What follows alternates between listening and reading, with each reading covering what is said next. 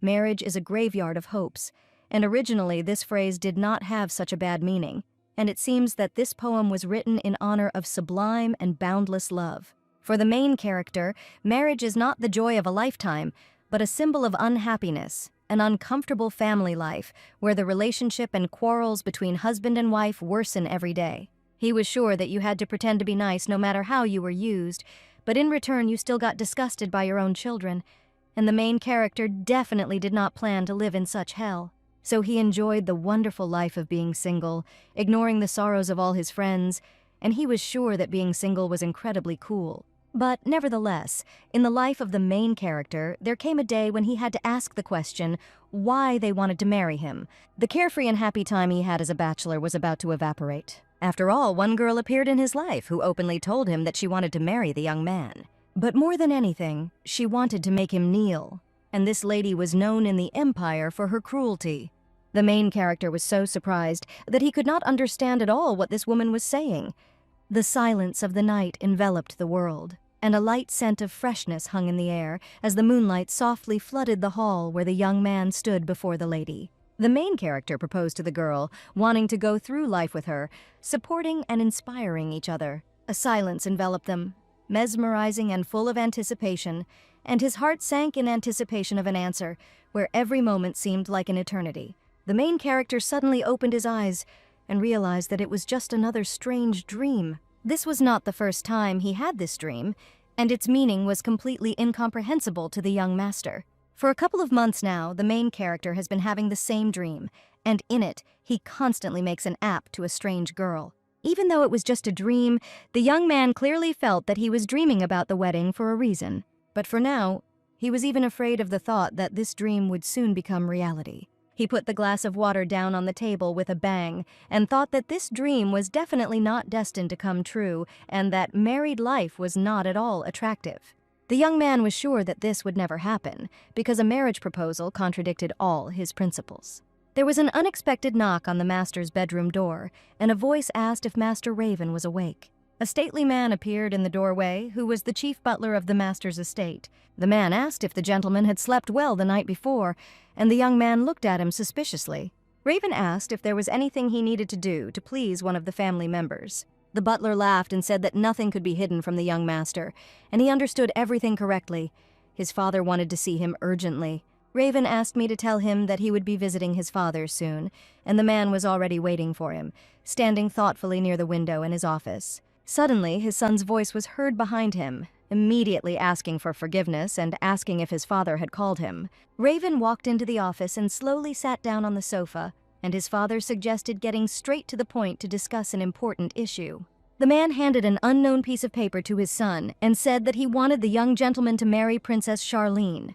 The young man asked again if his father really meant Princess Charlene, and it seemed the man was serious. Raven didn't immediately believe his father's words and decided that he was probably joking, since he chose this girl out of all the beautiful candidates. Charlene was born into a ducal family of renowned healers who are responsible for healing and cleansing the entire empire. On the other hand, there was the ducal family of Dier. They fought with bloodthirsty monsters and constantly, in fierce battles, received injuries and wounds.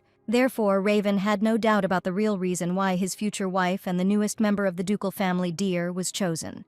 However, there was one problem here, and it was Princess Charlene, who was the girl who was known throughout the empire for making men cry and suffer without regret. Although Raven has never met the princess in person before, she is too famous a person in high society, and it is said that the lady is incredibly beautiful. But her cruel nature leaves much to be desired. One day, the princess's youngest son confessed his sincere and strong feelings, and she immediately told him to disappear. She was sure that this young man could only become her little dog. But she absolutely did not want to dirty her hands with him. Princess Charlene was a girl who openly hated all men, but for some reason unexpectedly agreed to marry Raven. Oddly enough, if this lady is known as the person who makes men cry, the main character was known for making girls cry, which is the complete opposite of being in a serious and happy relationship. They were known with Princess Charlene throughout the empire, and the young man was sure that instead of a friendly conversation at their first meeting, he would most likely be killed or definitely attacked with a knife. Raven's father confidently stated that everything had been decided long ago, and his son's opinion was not up for discussion. This was an order from His Majesty, and Raven would not be able to break off the engagement as he had done before. The young man did not immediately understand why the choice was so critical, and his father probably did not know all the information. He stated that, like his father, he likes casual relationships with girls and has no intention of starting a serious relationship, much less entering into a prenuptial agreement and getting married. The man was sure that a passion for free relationships was not a reason to refuse marriage, especially if the young man broke off the engagement. His father promised that he would marry his sister to a marquis who was known to be a real pervert. But this couple had too big an age difference, and they would look like a child and an adoptive parent, and was the father really so eager to please His Majesty?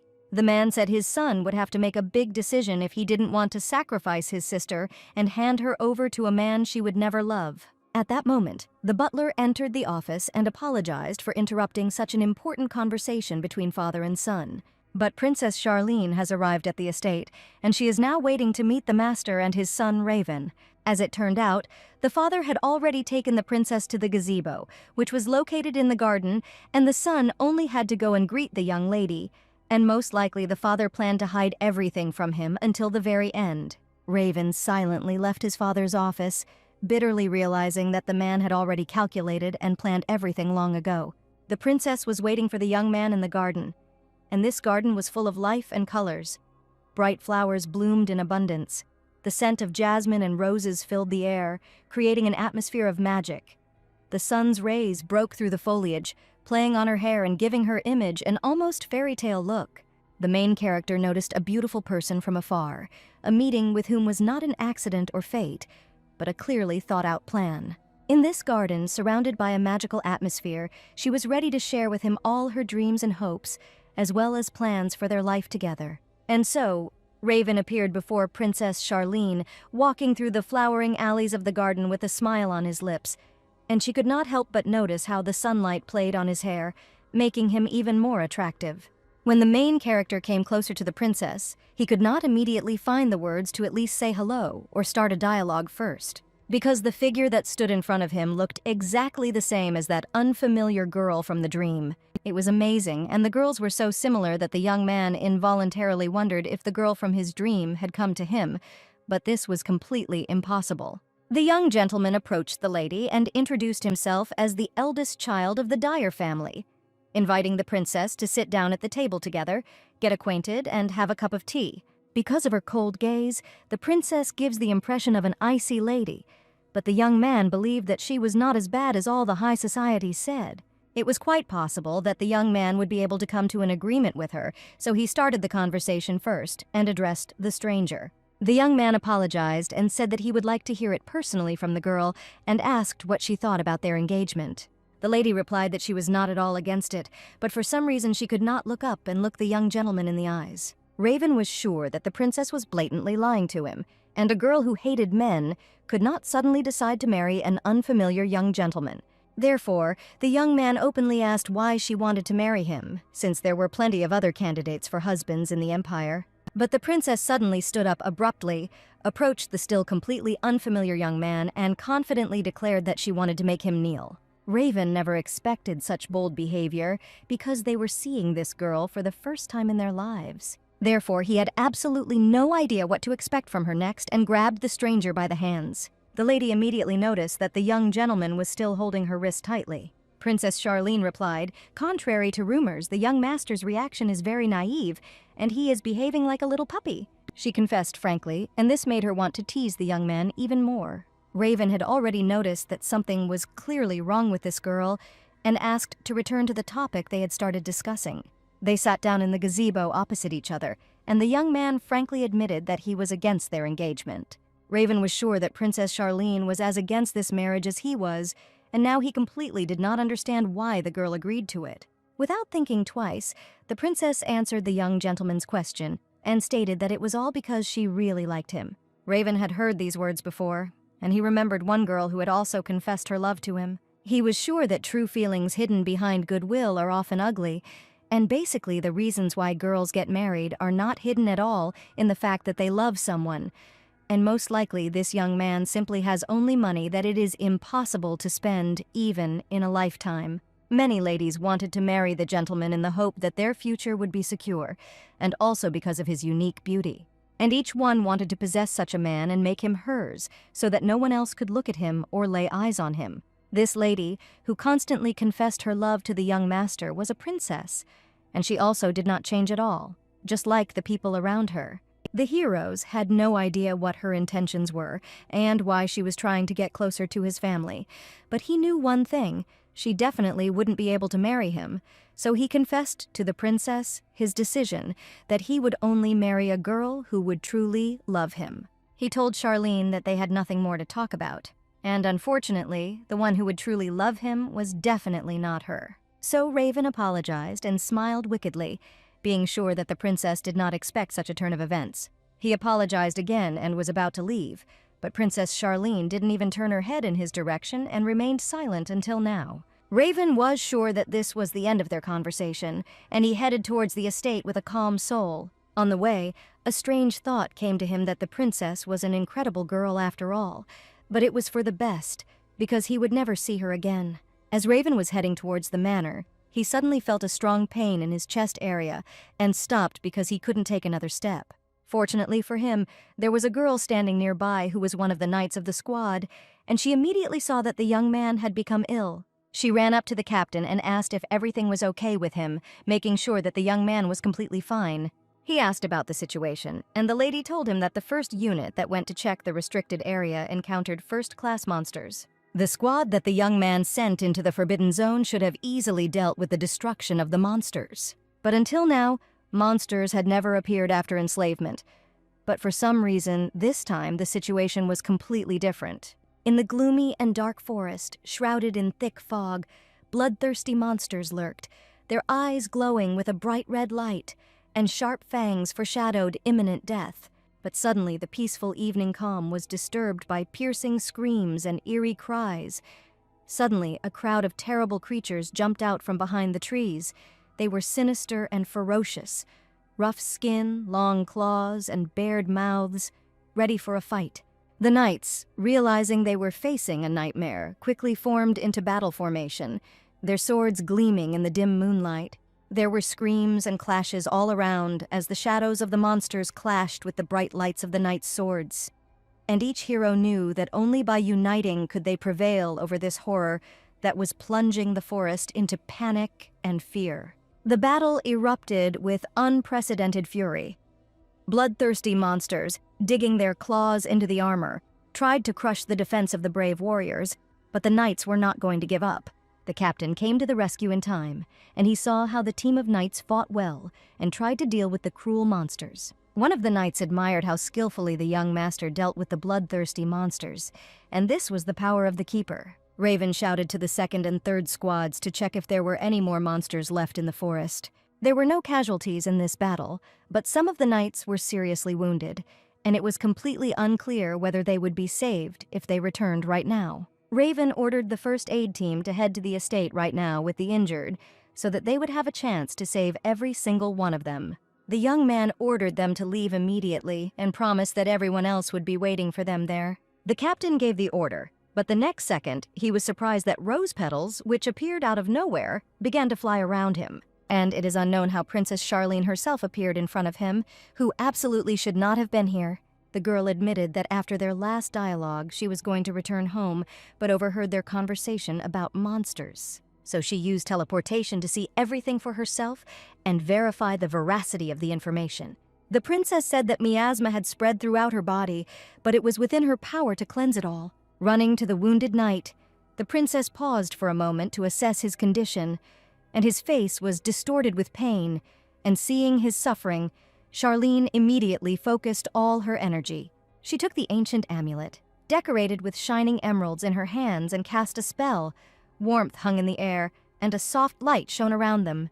At that moment, the knight felt the pain recede, and his wounds began to heal, and the magical energy of the princess enveloped him like a warm blanket, restoring strength and giving confidence. Raven saw everything with his own eyes and couldn't believe it.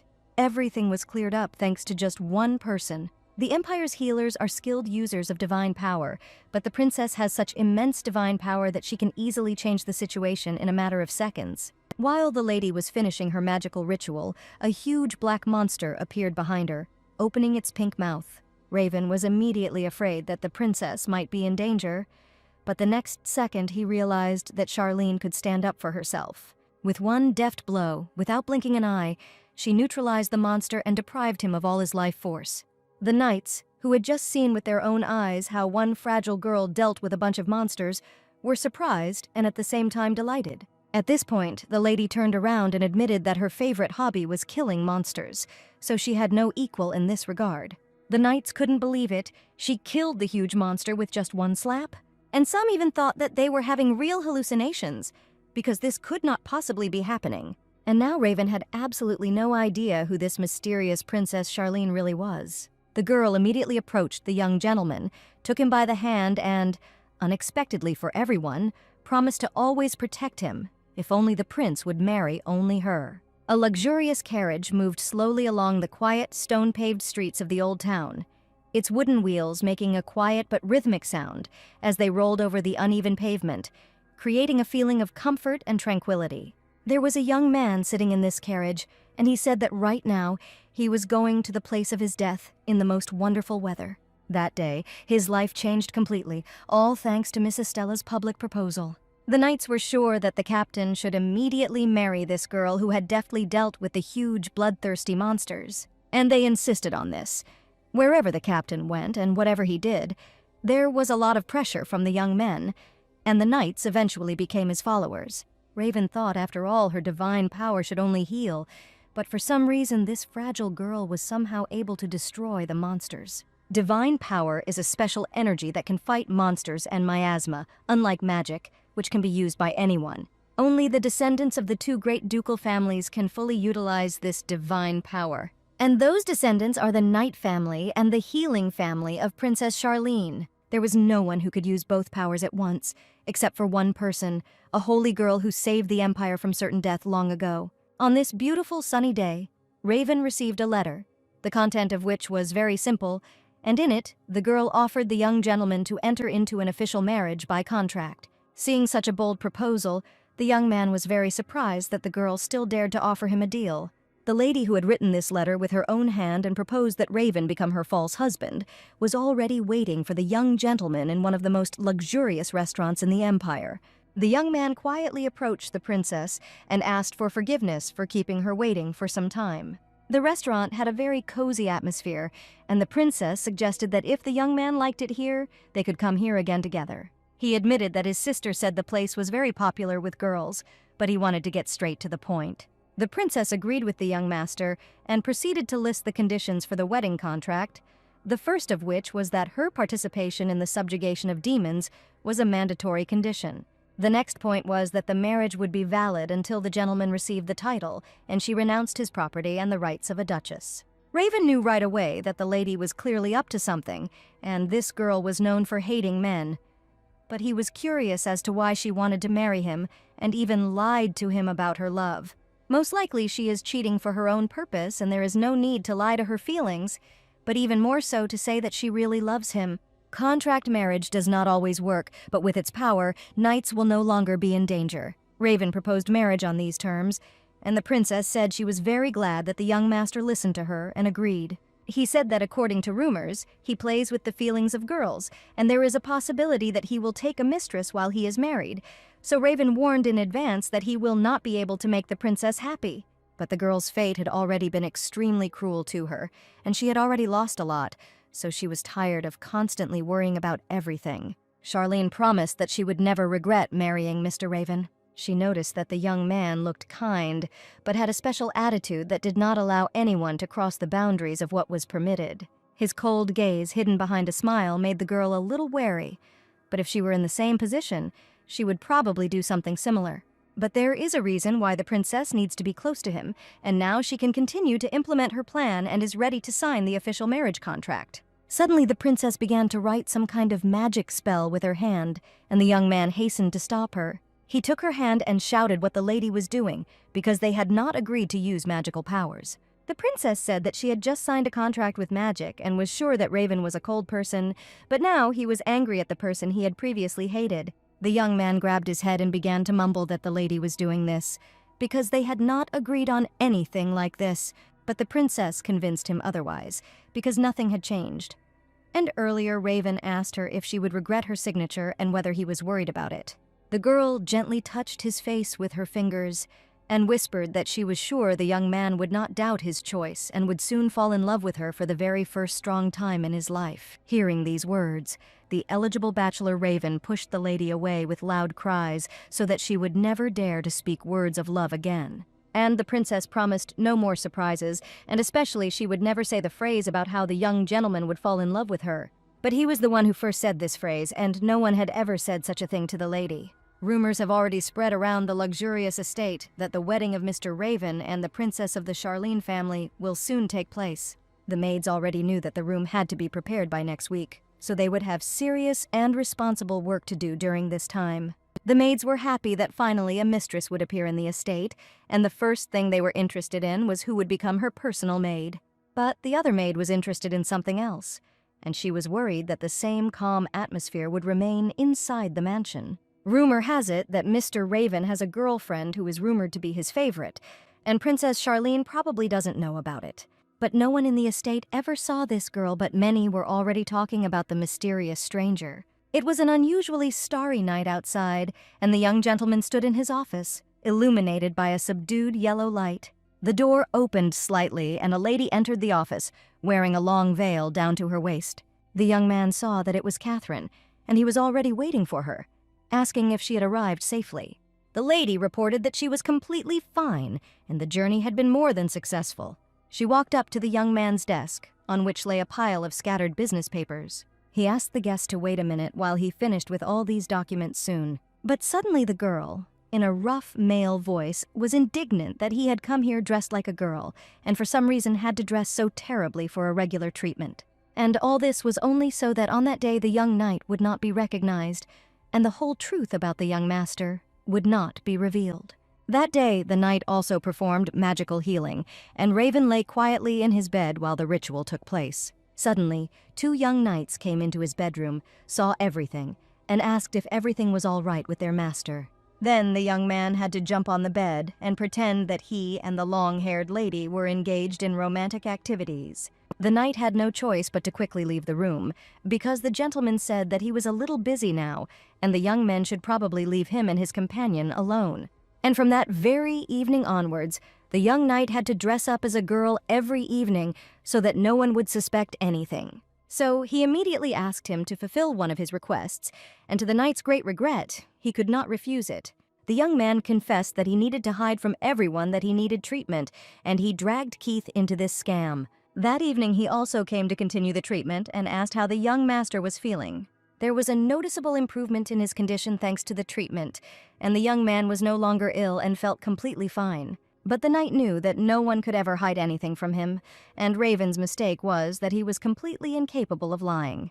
And the young man understood that even if he told Keith not to use divine power, he still would not listen to him, and only the direct descendants of the Deer family possessed the seal that designated them as guardians. Such people possess enormous divine power, incomparable to anyone else, and one person is capable of destroying hundreds of monsters.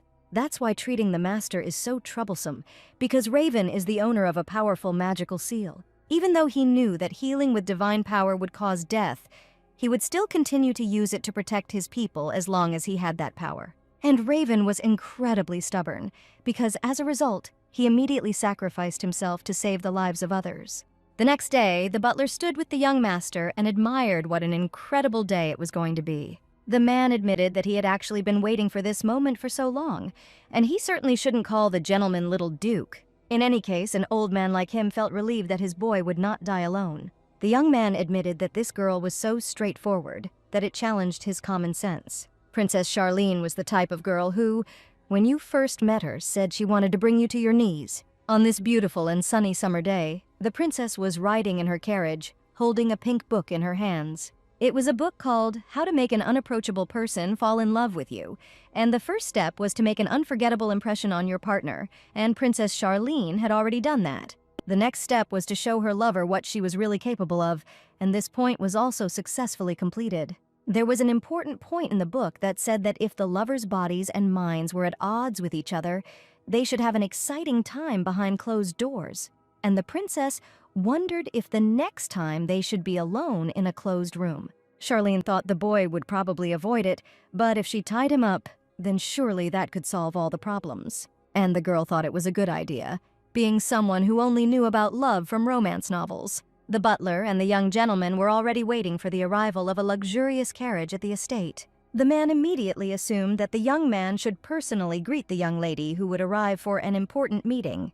The subject politely offered his hand to the visiting guest so that she could carefully descend and exit the carriage. And at that moment, a joyful raven ran up to the lady with loud cries that he was really expecting the beautiful person who had arrived, calling her loudly in front of everyone his dear wife. That same evening, the young man immediately asked what the reaction of those around him was to his unexpected engagement to the famous princess. Dvoretsky said that those who have worked here for a long time are incredibly happy to learn about this. But on the other hand, many people were from the imperial capital, and they were very worried about this since everyone knew the rumors about the princess. However, this is not enough to cause any harm, and is probably not a cause for concern. The young man thought that some more evil rumors might well appear, because the same thing always happens. Evil tongues have already said that the lady was the flower of the empire, who conquered the hearts of many men, but it seems that the Duke definitely hates his wife. The ladies of society only gossiped about what a great shame it was, but each of them supposedly understood the Duke's feelings. Many people thought it was funny that so many men had feelings for her, but the man she fell in love with would never love her back. And the little boy with huge purple eyes only remembered how the whole of high society laughed at his mother. But she had no choice but to defend the honor of herself and her beloved family with her head held high. The young man understood perfectly well that now there was no way to know when the princess would become the object of many rumors. But even if this was not the case, the princess was clearly not very good at communication. Raven ordered the butler for the third time not to allow anyone he considered dangerous to approach the mansion, and also to make sure that the girl could spend her time without any inconvenience. And running to the carriage from which his future wife was supposed to get out, the young man realized that a funny show was beginning. Raven specifically called the girl his dear wife in front of everyone so that no one would doubt the falseness of this marriage. He asked if the guest was tired after a long journey and that she probably needed to get some proper rest in her new room first. The new room for the young mistress was prepared by the best maids, and the princess was clearly expected to like it. And finally, the servants of the estate saw how their master brought a real bride here for the first time. Princess Charlene looked unmoved as the young man showed no signs of disguising his admiration for his new wife. They slowly walked out the gates of the estate, and this meant that the young lady had finally appeared in this place. All the maids stared attentively at the princess who entered, and could not take their eyes off her grace and elegance. And this couple was incredibly suited to each other, as if fate itself had brought them together. They entered the room, and the young man announced that he had cast a soundproofing spell and that they could now begin their conversation. The lady suggested that the young man was probably standing too far away to start a conversation and said that she didn't bite at all, but Raven was quite happy with such a long distance. And as soon as the princess tried to get closer to the young master, he still moved away from the princess by the same distance. Charlene smiled and said that in that case they should continue the conversation and considered the young man a real Mr. Puppy. Raven agreed and thanked the girl for her understanding, seeing incredible and genuine evil in her eyes. While they smiled sweetly at each other, each of them realized that there were two enraged beasts in the same territory.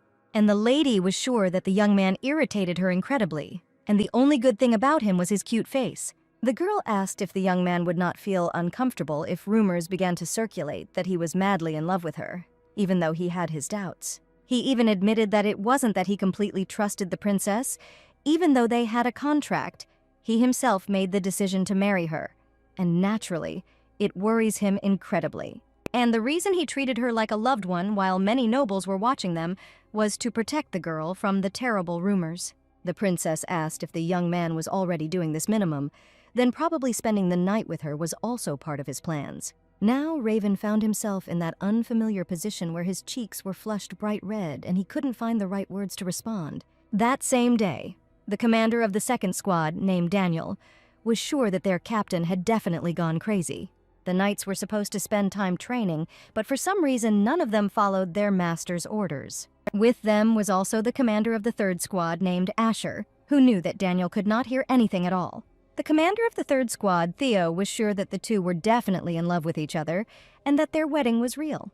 Perhaps the knights will soon find out the answer to this question, but now, walking along the corridor of the estate, everyone noticed that some kind of magic had recently been cast here, and it was very similar to a soundproofing spell. The cunning Daniel suggested that this could probably have happened for a reason. He loudly opened the door to the captain's office and joyfully asked why the young man was hiding in the middle of the day. To the knight's surprise, the young gentleman was not alone in the office. A luxurious guest was standing next to him. The knights gasped in surprise, and for them it was truly unexpected, because none of them had ever seen the captain next to a girl. Raven shouted, were the knights really going to leave him here alone? But he heard an unexpected question from the princess, because he himself invited her here. And Asher confirmed that if a man invited a girl to his place, he must take responsibility, and this is the direct responsibility of the captain. After a successful battle, the knights immediately went to the bar to celebrate the well-finished fight with alcoholic drinks. Asher asked the captain if it was rare for a young man to sulk for so long. Naive Theo unexpectedly approached the captain and asked when he would finally have a child. Raven successfully choked on his beer, stating that this question was very unexpected for him. He thoughtfully raised his head up and replied, "They are not in the relationship he thinks they are in, and most importantly, Raven does not want to be like her parents in any way. When he was still little, he dreamed that when he got married, he would build the happiest family in the world. Until one fateful day he learned his true destiny, which predicted suffering for him from his earliest years. The old records said that the person who had the guardian seal manifested would have a short life as a price, and this meant that due to the powerful force, the young man would have to die in the near future. After their ancestors founded the empire, monsters and miasma suddenly began to appear, and the entire continent was plunged into chaos. When everyone was in line, the great saint and the guardian knight appeared, and the two erected a protective barrier that drove away all the monsters. And now people are protected by the Charlene family, which is responsible for cleansing from miasma and healing, as well as the Dier family, which provides protection and subjugation of bloodthirsty monsters. Conquering monsters was always a dangerous business, and from the party members' perspective, if a princess with a powerful force participated in the raid, it would make it much easier to deal with the monsters. And now the first girl appeared in the squad of knights, who looked incredibly good in this elegant black uniform. The locals were very happy to see their future honorable lady participating in the defense along with the knights. And while they all thought it was going to be a great trip, Raven just couldn't feel normal. When they arrived at the place, the captain declared that from now on they would kill monsters together. And this is not just another festive festival, but a real conquest of monsters, where everyone must take responsibility for their actions. Since the princess can destroy a monster with just a slap, it was decided that she would also participate in destroying monsters from now on. But first, the captain decided to clarify some things so that the knights would behave like worthy partners. The support squad will definitely come in any case, and in fact, they will continue to receive support as usual. Well, the young men, as before, will have to continue to destroy the cruel monsters with all their courage and endurance. One of the knights reported that the gate preparation was complete and the movement could begin at any moment. The captain loudly declared that the knights should stop suffering and everyone should gather at the gate. Raven informed everyone present that they should move out and also addressed the princess. Returning to that conversation, the young man wondered whether it would be faster if the girl also participated in the destruction of monsters. So he asked again if the lady was thinking of leaving them and changing her plans, because as he said, it would be much more effective to unite with the princess. But problems may probably arise after she leaves, when the knights have already become accustomed to such support in battle. Therefore, it would be more useful if the princess could cooperate with them and still be able to provide support. The young man promised to give his life in her lesson so that she could show herself and protect him in case of danger. It seemed like they would make a great team, but all decisions depended on each of them. After getting annoyed, Daniel happily stated that it was incredibly fun to destroy monsters today. And it was completely unexpected when the princess killed the monster that attacked the support squad with one blow with her bare hands. The princess always paid close attention to the participants' movements and supported them accordingly, and thanks to this, the subjugation of monsters became better than before. The princess admitted that the monster attacked her first, and in fact, she did not try to stand out in any way in the fight. And at that moment, Raven seemed to see some kind of mysterious magic in this strange girl, which attracted him more and more. The young man admitted that the princess had saved the lives of their doctors, and she had provided great assistance in the battle, and was definitely worthy of gratitude. The captain warned that the lady should now go to the support squad and ask them to cleanse her of the corruption caused by the miasma, and nothing more would be required from the princess today. But the lady grabbed the young man by the jacket and offered to clean it herself. Raven immediately began to refuse, because she was probably tired, but he did not resist and eventually allowed her to take care of him. When cleansing and healing, the wider the area of contact with the skin, the faster the effects will occur. The princess examined the young man's body, which was generally fine, but his magical mana was a little stagnant, and the young master probably wasn't sleeping much. The princess advised him to rest more, but the young man seemed not to hear her at all, because the girl had just touched his naked body with her gentle hands. Before, the princess always felt a little uncomfortable when she was around Raven, but now she acted completely freely. Many girls were in love with Raven, and even neighboring countries knew about it because each of them at least once dreamed of being in his arms. There were many rumors about him, some good, some bad, some even calling Raven a horrible person who never respected the girls he dated. But no matter how bad the rumors were, his popularity never waned and grew with each passing year. The princess had taken the rumors about him that were circulating in high society at face value, but now it seemed to her as if the young man had never had a girlfriend at all. It was deep night in the estate when something unusual happened in the young master's bedroom. He was lying in his bed, and a young lady was sitting right on him and couldn't believe that this was his first time. An agitated Raven asked the girl to calm down and suggested that they sit down and talk first. But the girl in the light nightgown did not understand at all whether the young gentleman really wanted to have a conversation right now. And with each of her gentle touches, the young man wanted more and more to scream for her to stop immediately and cease. Raven lay in his bed, eyes closed, screaming for the lady to stop immediately. But while he continued to scream, the knight in women's clothing who was treating him looked at him with contempt. As soon as the young gentleman opened his eyes and saw the familiar knight in front of him, he immediately realized that he had simply fallen asleep. And he was incredibly glad that it was just a dream, and he had a real nightmare. The knight immediately understood what was going on and asked the captain if this girl had really found out that he had never had a lady. He was sure that the reason the captain had taken advantage of the rumors that he liked to play with girls was to avoid marriage and a family. But now that he is engaged to the princess, there is absolutely no need for this. Princess Charlene now knows his secret, and he feels himself falling under her influence. The knight tried to convince the young master that even if she found out everything, there shouldn't be any problems, but the young man was very nervous and felt very ashamed. The young man admitted that he had tried his best to be bad today, but the knight said it was too late for him to leave. At that moment, Princess Charlene came around the corner and caught a glimpse of a figure in a long dress and with long pink hair coming out of the young master's bedroom. The heroine immediately thought that this was definitely a girl, but she didn't know who she was. It has been 2 weeks since the princess moved to live in the Duke of Gior's mansion. Thanks to Raven's plan, her life became very peaceful, and their relationship reached the point where they call each other by their first names. In fact, the princess thought so.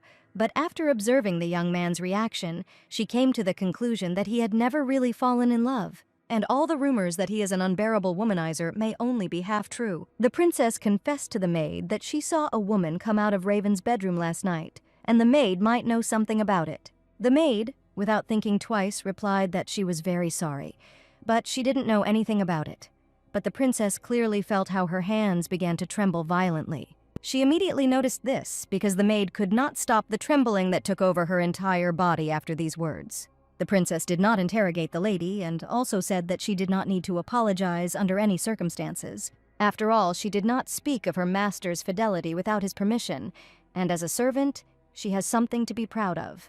The princess also reported that she was glad to know that the maid served her master faithfully, carrying out any orders without question. And the maid noticed that for some reason, Mrs. Estella was not at all like the lady about whom there were many rumors. She even thought that the princess really loved the master. Otherwise, she would not have been able to make such a kind expression. The princess was sure that Raven did not have such a relationship with the girl she saw last night. But if a rival appears, she will in no case lose, because in the end, she is the one who is called the most cruel girl in the entire empire. and the princess's self-esteem did not allow her to think that there was another girl who could be better than her. As the heroine stood in the corridor, she noticed the young knights training in the courtyard and realized that she should take some action. Among the training knights was a gentleman who had just used mica to wipe the sweat from his face after an intense training session. He warned the team that after the break they should resume training at the training ground. Raven's expression immediately changed as he saw an attractive princess nearby who walked straight towards him. The young man immediately became wary, but Estella merely invited him to have lunch together today. And she also really wanted to know if the young gentleman would like to go on a formal date with her tomorrow.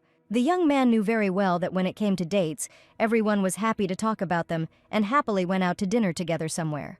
And after that, they start to furiously discuss with their friends how everything went last night with that same girl. Everyone always fantasizes that at the end of any date he had with that stranger the hottest night that she will remember for the rest of her life. And remembering these words, Raven thought with horror that their date with the young princess should end exactly like this. Raven's biggest fear was that if he went on a date with Stella, she would definitely do it to him and not back down. As soon as she found out about Raven's virginity, she immediately asked him out on a date, and only the most terrible girl could do that. But given Estella's eccentric behavior up until now, the young man's answer was still negative. Therefore, he refused the princess's offer and explained that he had a lot to do tomorrow, and the reason was not at all that he was afraid to see her. But before the young man could finish speaking, he felt someone pulling him with all his might by the collar. And it is for this reason that he cannot take a single step and leave the princess with whom he has just completed a dialogue. The young man tried to take a step forward, but he couldn't understand why this fragile girl was holding him with such force. She let the young gentleman go and asked him again if he was really busy tomorrow, and if he was going to lie, he had better be careful. Raven admitted that he was not against going on a date, but they had to be back at the mansion before 7 in the evening, and that was his main condition. He really hoped that if they were home by 7 in the evening, the lady would not attack him on a date. The girl said that she agreed with such ridiculous conditions, and put her little finger in front of the young man's face, having suggested that they make a promise to each other and seal this promise with the fingers of both hands. Raven didn't understand what she meant, but the lady said that when a person breaks a promise, he will have to cut his finger. The young man, feeling completely awkward, nevertheless took hold of his future wife's little finger as she had wanted.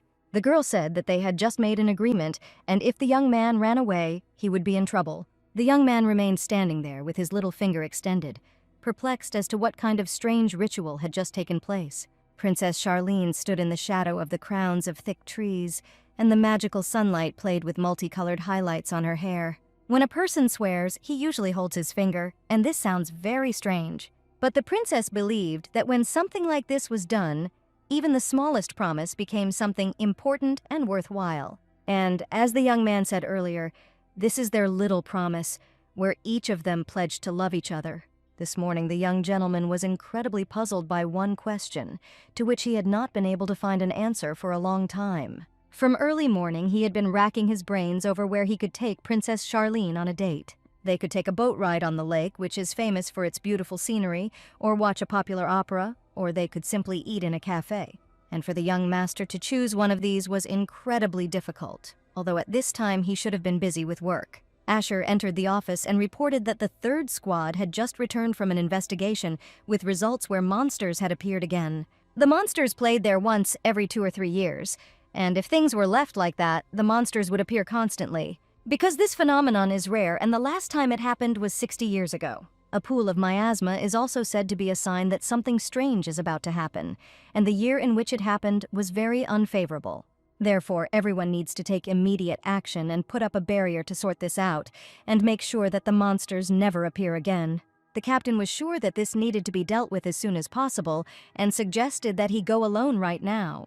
He told the knights that he had other plans for tomorrow, and he absolutely could not postpone them. Frankly, he had promised Estella that he would go on a date with her tomorrow, and he could not change the date or the time under any circumstances. The young men were outraged that their leader had chosen a date over destroying monsters, which he had been doing all his life. Asher apologized and asked if the captain knew how to behave on a date, and if he was unsure, the young man could provide him with guidance. In fact, Asher knew that the rumors that the young man was a womanizer were false, but Raven refused any help and asked the knights to go and rest and in no case forget to go to the healer and cleanse themselves after the battle. Asher laughed, even though he was refused. He still decided that the captain could use his leadership because it looked very interesting. Night had fallen over the forest with a soft, mysterious veil, filling the air with freshness and mystery, where the young knight stood on a narrow path, looking into the darkness, where tall trees leaned over him like guardians of ancient secrets. Amidst the quiet sound of the forest, his heart beating in unison with the rhythm of nature, the knight took a deep breath of the fresh air entering his lungs and realized that there was more to this forest than just darkness. The young man knew he could see something in this forest, and to his surprise, a huge pool of miasma appeared in front of him. He put his hand forward to use his magical power to deal with the strange phenomenon. Since the hero sealed the mysterious pool with powerful magic, the danger of monsters appearing will disappear. But in order to completely eliminate it, the young man needs to ask for purification from the Charlene family.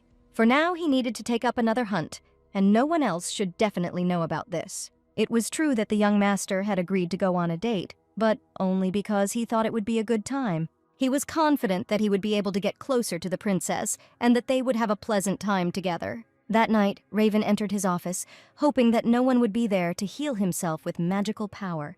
To his great surprise, there was a knight standing in the office who said that the captain was trying in vain to look healthy, and it was completely useless. After all, there is certainly no need to maintain an expression on your face that could disappear at any moment. Every night they continued the treatment, and today the knight again tried to heal the captain. The young man asked why the gentleman had decided to put so much effort into it, since he could have gone on a date another day. Unfortunately, this time the young man had a very urgent matter, so it was better to reschedule the meeting for another day. But unfortunately, he did not want to break his promises, and so he had to make a difficult choice. The young man was also confused as to why he had gone to such extremes to keep his promise. After some time, they were sitting together with the young princess in the carriage, and the girl was looking intently at her companion.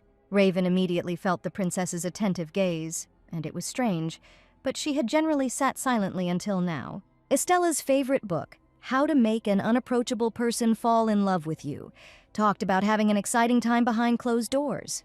The girl was still staring at the young gentleman, and the young man could no longer stand it and asked what had happened. She asked loudly if Raven's heart didn't flutter when he looked at her. The young man found the question rather strange and asked what the lady meant. The girl fell silent and listened to the young gentleman's heartbeat, and she must have made a wrong move, an unforgettable impression, since the young man had a completely normal heartbeat.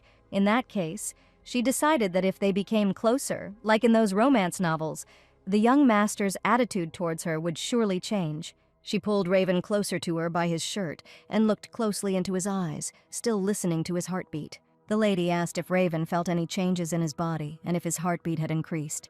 But the young man only grinned and said that when he was next to this girl, no matter how much his heart beat, it was not enough at all.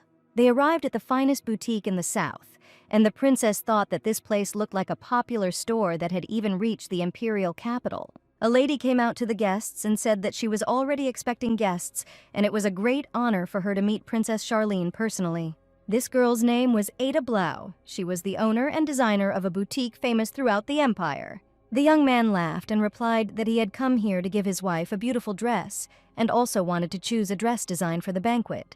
Lady Ada said she would be only too happy to show off the latest collection of the newest designs. There were rumors about Princess Charlene that she was very selfish and easily lost her temper if the girl did not like something. Moreover, with the support of the Dyer family, she can completely wipe off the face of the earth what she doesn't like. Therefore, the owner of the boutique has heard a lot about the princess, and if this is true, then she will have to be careful not to offend the young lady in any way. At this time, the young man was busy choosing jewelry for his new wife, who was supposed to look charming in high society. Her blue dress flowed like a sea wave, hugging her figure and emphasizing every curve, and the fabric shimmered with every step she took, reflecting the light of the candelabra and creating the impression that the princess herself was surrounded by an aura of magic. Raven, seeing the girl in the new dress, did not hear any more questions that Miss Ada asked. He answered confidently, "The princess looks incredibly beautiful, like a huge, cute gorilla." In fact, he could not tell the truth under any circumstances, and he could not give the girl an open compliment. The lady decided that the boy must have some problems with his head if he called her a gorilla, and she was sure that if she knocked on it, he would probably become normal. The princess said that he might get into trouble and that he should give an example of his ridiculous statement if he was not a coward. Miss Ada laughed as she saw the young people getting along well and looking incredibly charming. Raven didn't have time to answer, but only saw the silhouette of the store owner retreating, who went to get a new outfit. He asked if it was really necessary to try on another dress, since the previous one was also beautiful. The princess believed that what the young man had said earlier was only a minimum commitment, and if this is a gift meant to protect her, then she most likely won't need it in the future. The young man did not consider this an obligation, but merely gratitude, because the princess saved the lives of many members of the squad. And besides, she came from the north, and she might not have many dresses suitable for the climate, and that is why the young gentleman decided to make a gift. In fact, the dress Estella wore yesterday must be too hot in the south at this time of year. She could have used this as an excuse to ask for a new dress, but she still insisted that she didn't need any other clothes, and that one dress would be enough. Raven said that if the lady is worried about money, then the Dyer family has no problem with financial matters. And even if he bought all the products in the store, it would not affect him in any way. That is why he would be glad if the girl accepted all the gifts without any hesitation and with sincere joy. When Raven first met her, he thought the lady was arrogant, but now that he saw her clumsy side, he wanted to get to know her better. And now he clearly felt that the young man really did have problems or troubles with his head, since his thoughts were occupied with only one girl. He asked Estella to wait for a while, and he reached out his hand to the huge blue box that lay on the table. He asked permission to touch the girl's hair, and the lady said with interest that she would not mind.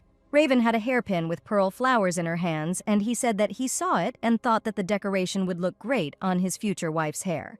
And he was right all along. She looks incredibly beautiful. The luxurious hairpin really made the girl look incredibly cute, and Raven had never chosen the right accessory. The excited Princess Charlene saw for the first time the cold young man be so polite and sweet. Raven presented the princess with hair ornaments, but judging by her instantly changed expression, he should have started to be afraid. The young man laughed and said that he had never spoken about her, and although he made a compliment so suddenly, it was addressed only to the hairpin. The very next second, Princess Charlene walked out of the salon with a displeased face, followed by a young gentleman. As a result, the young man bought all the clothes that she tried on, and especially the dresses that suited the girl. He admitted that his nose was still sore from the blow, but Estella was sure that he had gotten what he deserved for his words. The young man asked if the princess was tired by any chance, trying on so many dresses, and if there was a cafe nearby that was popular in the empire. But the princess confidently stated that there was another place she would rather go to. As the young master and the princess walked through the streets of the city, every citizen waved greetings to Raven. The princess noted that the atmosphere here is different from the northern one, and it simply lifts her spirits to watch how ordinary people behave and rejoice.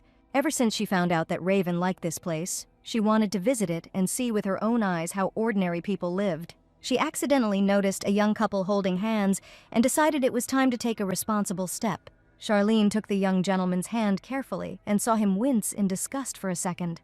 He pulled his hand away, and Lydia was indignant at the rude reaction, wondering if the young man really thought that she had decided to break it. But Raven muttered uncertainly. It was just that the girl's hands were cold, and that made him take his own away. The princess turned around with displeasure and declared that, in that case, there would be no need to hold hands and she would simply walk forward. She seemed to look upset, and the boy immediately assumed that she probably thought he had just complained. While the lady was carefully examining the wicker baskets, passers-by began to pay attention to her. One of the men asked if the girl was really that same Princess Charlene. More people approached her, clearly recognizing the girl as the princess about whom there were many rumors. One of the ladies said she had just seen a lady with a young gentleman, and they looked incredibly cute. The princess guessed that these people probably knew rumors about her, and this girl was as kind-hearted as Lord Raven. However, this was the first time that so many people had treated her with kindness, so the princess did not know at all what to answer them. She decided that it was better to simply remain silent, so as not to give the heroine any new gossip. But one of the girls from the crowd was upset. The princess still hadn't answered them, and she probably just didn't want to talk to ordinary commoners. Suddenly, the princess heard one of the girls tell her friend that she somehow resembled a real witch. The lady was very worried that people would start calling her a witch and would announce the appearance of new monsters, and would even decide to sacrifice her. After all, Princess Charlene was always the first person about whom there was an incredible number of false rumors. A young gentleman approached Estella, put his hand on her shoulder, and looked tenderly into her eyes. He said that he was very happy because his wife was so popular, and they were on a date now, and he asked the common people not to delay them. The ladies were indignant, wondering if they had done something wrong, but in the end they decided to separate so as not to disturb the young couple. One of the friendly men smiled at the princess and suggested that if the girl didn't mind, she could always come to them again. The princess slowly walked to the fountain and decided to sit down on the concrete edge to rest a little. Raven was seriously afraid that a fight might break out because the princess was called a witch, but this time she didn't respond. Moreover, it seemed to the young man that she had given up everything, thinking that it would be pointless to say anything in response. He confidently stated that there was no need to leave the princess alone in such an unusual place. The young man had known many people here since childhood, and he had to tell them in advance so that it would be easier for the girl to talk to people. But she was sure that the young master was not at all to blame. At that moment, Raven, while the girl was in a state of upset, presented her with a toy in the form of a black, blue-eyed cat, which looked incredibly like the princess. He said that he accidentally noticed the toy in one of the stores and immediately bought it. The young man admitted that there were so many other interesting things to see here that the princess would not even notice how quickly the whole day would fly by. He extended his hand enthusiastically, inviting her to continue their wonderful date. They walked slowly down the street and ate delicious ice cream with fresh strawberries in a waffle cone, sprinkled with chocolate chips. While the young man was slowly enjoying his ice cream, he noticed the lady looking at him strangely. After a long walk, they decided to return to the estate, and the satisfied heroine carried an unusual toy in her hands as a reminder of the evening spent. When she thought about it now, she felt like she was drowning in his kindness. Estella asked. They had only known each other for a short time, but why was the young man so kind to a stranger? Hearing the words spoken from his lips, she did not yet know that she would regret it for a long time. The young man asked why the princess was asking such a question, but the girl was really interested. She really wanted to know why Raven was so kind to her like he was today, even if he didn't trust her completely. The young man smiled and replied that he could not trust the girl because he did not know the reason why she decided to marry him. And he wanted Charlene to answer his question, and the young man was very upset that he had not said this earlier. And the real reason for their marriage contract is only because all the knights treat her well. After one of the battles the knight lent the captain, the princess cleared out all the members of the squad, and it seemed to him that she really decided to cooperate so late. That day, he found out that she also wanted to clean it and was waiting for the captain to arrive. But Keith persuaded her to go to bed because he couldn't tell that Raven had seizures. Watching this girl, the young man came to the conclusion that, whatever her intentions, she did not harbor any ill will towards his family. And the reason he finds it so easy to interact with her is because he really doesn't like her. Upon hearing this, Princess Charlene did not immediately believe that the young man had just actually said such words. And Raven sincerely admitted that he was very glad that there were no romantic feelings between them, and if the girl had liked him from the beginning, they would never have entered into a contract marriage. Hearing this, the lady lowered her head, but the young man was sure she must have been angry. The girl wondered what if she really fell in love at that moment, and all her feelings were sincere and incredibly strong. But Raven was completely sure that this should never happen and no one could have sincere feelings for him. He said that, by that time, their contractual relationship would be terminated, and they might never see each other again. That night, the girl lay in her bedroom, her face buried in a pillow, and a black plush cat sat next to her. That night, Princess Charlene felt incredibly lonely, but her spirits were lifted when she saw the gifted toy next to her. She mimicked Raven, who had spoken about ending the contractual relationship, and laughed out loud. And then, with all her anger, she threw the pillow at the wall, and these words were incredibly offensive to the girl. And she knew that even if Raven said she wanted to know the reason for the marriage, he would never believe her, even if she told him the whole truth. Estella hugged the toy with all her tenderness and thought that it was only because in their past life they really were a real couple. A year ago, at the National Day banquet, an event occurred that changed the lives of many people. The princess remembered her previous life on the night she first saw the young master. That day was no exception, when she was tired of boring pastime and stupid communication in high society. The princess couldn't stand something she didn't like for long, so she was about to go home when she heard about Lord Raven's arrival. This young man was said to be the eldest child in the Dior family, and he often did strange things in an attempt to please someone so that everyone would be in a good mood. The moment she first saw him, time seemed to stand still for Princess Charlene. The charming Raven was at ease, and his smile shone brighter than the most distant stars. The sense of loss that had hitherto tormented her heart without any reason was now filled with melancholy, but for some reason the lady felt joy from it. She longed with all her heart that the young master had forgotten all the wonderful moments they had once spent together. And now he acted as if he was completely unfamiliar with this girl, and he was supposedly interested in the attention of other ladies. The princess had wanted to meet him for a long time, and that day she didn't even talk to the young man, and all she could do was just run away. She was sure Raven was an unpleasant idiot, but fate brought them together and they met again. The girl was incredibly scared because when she saw a young man in front of her, she felt completely lost. And if a young man had retained such memories, he would certainly have hated her. In fact, Princess Charlene was not even aware of it, let alone remember all the events. But unfortunately, nothing mattered much to the girl anymore, and she was here only because she had previously vowed to do everything for the happiness of the young master. When she came here, the princess was happy just to be near him. But after her past life, she decided to live to make amends for her guilt before the young man, and was sure that now she would be punished for her greed. The next day at the training ground was a busy one, and the captain thought he needed to choose a knight and a personal maid for Estella. Raven suddenly turned around when he heard someone calling him their boy. The young man only had time to see the butler in front of him, whose mood changed every minute. He approached the young man and said that he needed to go to the main gate immediately, and this was too much. He admitted that he did not understand at all what had happened and why the man was behaving strangely. Suddenly, a boy appeared in front of him and suddenly asked if Raven was really his father. Raven admitted that in that case he would have to go, and near the main entrance he saw the knight and his future wife. Everything seemed to be as usual today, and Princess Charlene was planning to visit a bookstore during the day.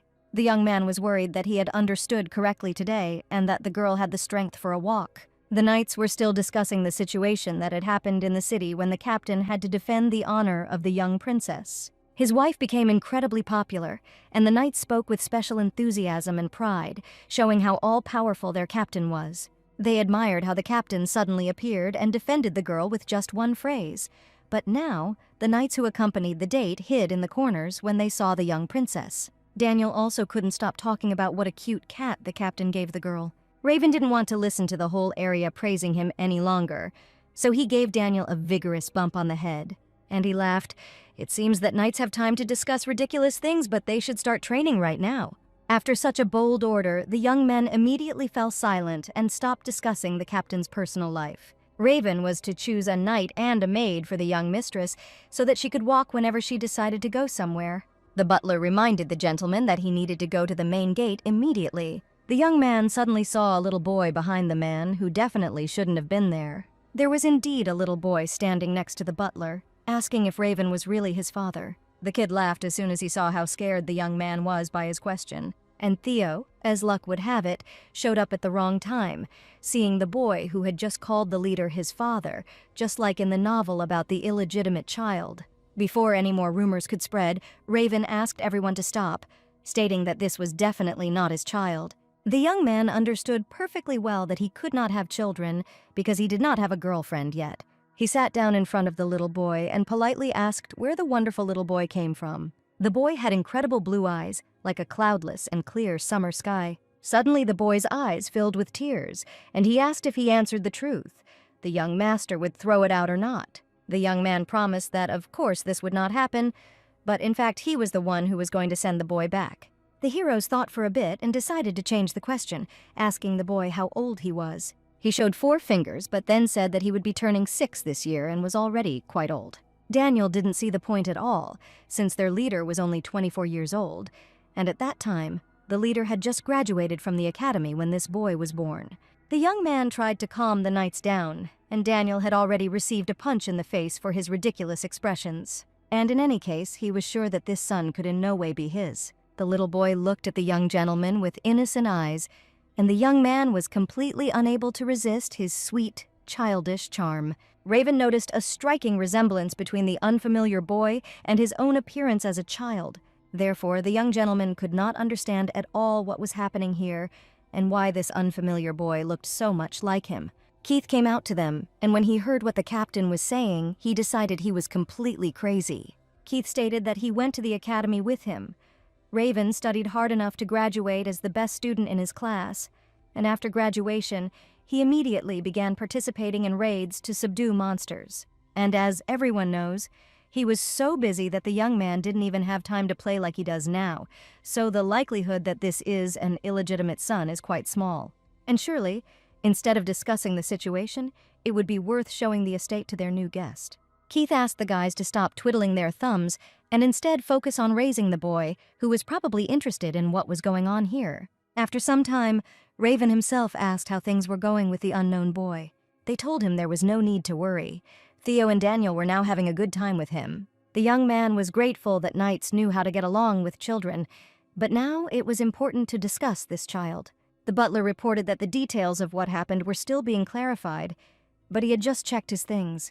The boy is definitely a relative of Estella and a member of the Viscount Chebest family. It was strange that the lady was also involved in this, and the butler warned them that they still didn't know much. However, it appears that the Chebest family is heavily in debt, as the head of the family has become addicted to gambling. In the past, children have been sold to the head of the family several times, and it is also not uncommon for aristocrats to adopt children. Although they say that they are adopted, in reality these children are sold, and valuable children are sold to rich aristocrats. However, they allowed such a little one to come here alone, and at the moment there was no more information. Keith guessed that whatever the Viscount's intentions, they could never accept his terms. And if something bad happens, they will have no choice but to get rid of this child. Kate suggested that they would have to send the baby back to his family immediately. To the young master, this sounded incredibly strange, and he did not want to have problems with other families at all. He stated that even if it was problematic, they would never give up this child, and probably someone just forgot the promise they made when they were kids. These young men had known each other since childhood, and as little boys they considered each other best friends. Raven suggested ending the conversation on that note, since much was unknown right now, and it was too early to make any judgments. He asked her butler and Keith to leave the office, because their conversation had reached a certain conclusion, and the young man himself could not stop thinking about the unknown boy who, under some strange circumstances, appeared on his estate. The thought also flashed through his mind that it was absolutely not his fault that Keith had started to behave completely differently. Katie Lopez was the heir to the Count Lopez family, and it was a family that had served the Dyer family since ancient times, and they would do anything to protect that family. The Dyer family is the only one capable of dealing with the protective barrier that stretches across the continent, so family members are often targeted not only within the empire, but in other countries as well. A family born to be loyal to the Dyer family is willing to commit murder as well as other secret missions to protect them, and that was the Lopez family. Therefore, the children in the family were carefully trained from childhood, and Keith used to be more dangerous. And if he thought about it, Raven couldn't figure out if the situation had gotten any better. But he learned one thing: everything was already not going perfectly, and he just wanted the young man to live a normal life. Princess Charlene stood in the library that evening, unable to make a grueling choice. She held 2 different books in both hands and slowly moved her gaze from one to the other. One book told the story of a girl who swapped places with a prince and whose heart was now pounding wildly. And the second book told the story of a love story between a court lady and a servant. Asher decided to help the girl with her choice and told her that if she wanted to experience fun, she should choose the book on the right. But if she was looking for an intense story, she could take the book in her left hand. The young man admitted that he had read them a long time ago, but in fact it was only knowledge received from former ladies. Princess Charlene left one book in her hands and looked closely at its title. She chose a romance novel about a girl who swapped places with a prince and took Asher's advice. The young man had already seen the princess several times at banquets, and she was always like a cat curled up in a ball. And every time the lady was completely alone, while the ladies of the court always communicate with someone, the young man suddenly said that he had heard about a very good way to hint to his partner about the current situation. Asher thought the princess was incredibly cute and understood why the captain was so worried. And anyone would be concerned if suddenly someone behaved rather harshly. The princess couldn't stop thinking about the words of the young man, who openly admitted that he was happy and that there were no romantic feelings between them. So she openly told Asher that this issue had absolutely nothing to do with her. The young man had no choice but to think about whether the princess really didn't like their leader at all. The princess knew she had to say it, but she couldn't say the important words, even if they were a complete lie. The young man became agitated. It seemed he had said something wrong and apologized to the lady, considering the question a little rude. As soon as the boy saw Princess Estella coming down the stairs, his childish face sparkled with bright colors of happiness. He loudly called the lady by name and ran towards her with joyful cries. The baby carefully and with great love hugged Princess Charlene, who almost fell from such a strong embrace. She called the boy by the name Naru and asked why he was there. He said the lady had probably forgotten that she had promised to be his mother and adopt him when she finally got married. The girl gently stroked the boy's head and confirmed that she had indeed told him so. She asked Raven not to misunderstand her, and it was just a verbal agreement between her and Naru. The young gentleman watched what was happening closely and asked his future wife to explain where this boy came from. She said that this child is the son of the third wife of Viscount Chavez Chebest, and the boy's name is Naru Chebest. The Viscount is her father's younger brother, making Naru her cousin. The princess said that their relatives gather at the mansion once a year, and during that time, she once met a special child. It all happened a year ago at Charlene's estate, when the princess and Naru were having a nice time on a cold evening near the fireplace. The lady was reading an interesting book while the boy was busy with his childish affairs. He always wanted Estella to be his real mother, and even often drew pictures together. One such warm and cozy evening, the boy asked if he could become Estella's child. He confessed that his real mother had died long ago, when he was still very little, and then the princess replied that if Naru really wanted it, she would gladly agree to become his beloved mother. However, this was completely impossible now, and some time would have to pass for what was planned to happen. The lady considered the occupation too troublesome because an adopted son would take up an incredible amount of time, and she would only be able to adopt when she got married. She finally confessed everything to Lord Raven, and after hearing it, he couldn't even find the words to respond. He asked, in any case, the princess had said earlier that she had no other intentions for this marriage. The princess noted that she never came up with any plan, and Naru was not the one the young master thought of. Even before she remembered her past life, she said something irresponsible, and Daniel was still convinced that this was their leader's illegitimate son. The princess, hearing these words, immediately changed her face, as if she had heard something frightening, and she admitted in front of everyone that the boy really was their child. But the young man asked her not to joke like that anymore. He was sure, first of all, that he had never met the princess before. The lady suddenly admitted that she had seen the young man before, and she was incredibly interested in whether they would be able to discuss it when there would be only the two of them. The young man suggested preparing a guest room for the child so that he would soon be able to rest and gain strength. The girl took the boy's hand, and at that moment Raven experienced some strange sensations, as if these two were incredibly close to him.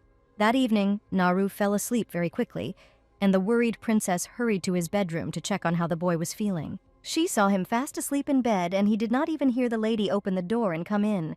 She saw that the boy was lying without a blanket and decided to come closer to cover him because he might catch a cold. But at that moment, she saw something frightening.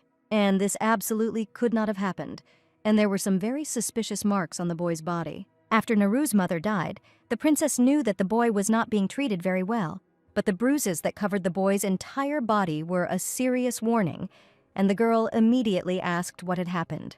The caring princess gave the boy her hand and asked if he felt any pain on his body. The princess was very worried that the boy might be in pain due to the huge number of bruises on his body. He said confidently that nothing hurt at all and buried his face in his soft pillow.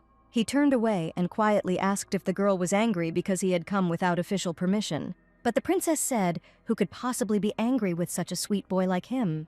The lady carefully covered Naru with a blanket and asked him to sleep soundly instead of thinking bad thoughts. But the boy was very worried that he had arrived without warning and could cause inconvenience to someone in someone else's family. So he immediately decided to apologize for disturbing the young princess, and after these words, he fell fast asleep. The next day, the young master, his future wife, and baby Naru were having breakfast at a luxurious dining table. Raven had never been around small children before, and he eyed the new guest with caution. He saw that the boy still hadn't touched his food and asked if he really didn't want to eat anything at all. The baby was very worried, and out of great excitement he dropped the knife that was lying on the table onto the floor. Naru immediately remembered how he was mercilessly beaten for any mistake, shouting that the boy was completely useless, so the child was sure from childhood that he should not dress. Raven immediately noticed that the boy was scared and carefully placed his hand on his shoulder, realizing that Naru was simply very afraid. The young man turned around happily and asked to give him his plate so that he could cut the meat for the child himself. No one had ever treated Naru so kindly, so the boy looked at the young master with surprised and kind eyes. Raven noted that these cutlery were not intended for children, and it was probably just difficult for a child to use. The young man carefully cut the child's meat into pieces and happily told the boy to eat more so that he could grow up big and strong. This day was incredibly special for Naru because all the residents of the estate paid a lot of attention to him.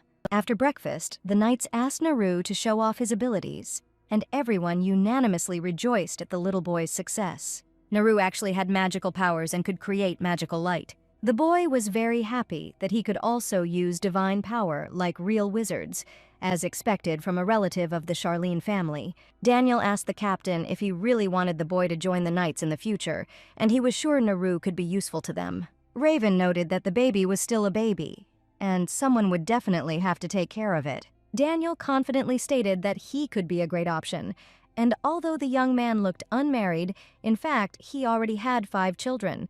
Daniel warned. He says this without any jokes and is serious about joining. The princess, watching her boy, knew very well that Naru was very good at recognizing the facial expressions of adults. Even though their own son has gone missing, the Viscount's family hasn't even bothered to look for him yet, knowing that the child has been away from home for a long time. Princess Charlene asked the gentleman if everything was okay after such an incident. She believed that the boy was incredibly happy with his new friends, and she had never noticed him being so happy before.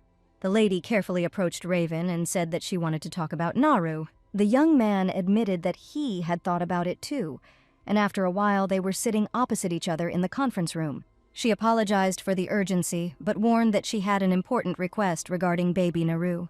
The princess sighed and asked if Raven could allow Naru to stay and live in his estate while she was here. Raven heard the young princess's request and without hesitation declared that the boy could not stay here under any circumstances. And this child will soon be returned to the Viscount's family where he belongs. Princess Charlene now knew how negatively the young man was disposed towards the boy living in his estate, and was gladly ready to send him back. The lady noted that when their marriage contract was completed, she would definitely take this boy with her and leave, and would never again interfere with the master and his life. The young man warned that no matter how many times the girl asked him, the answer would not change, and he could not protect this child.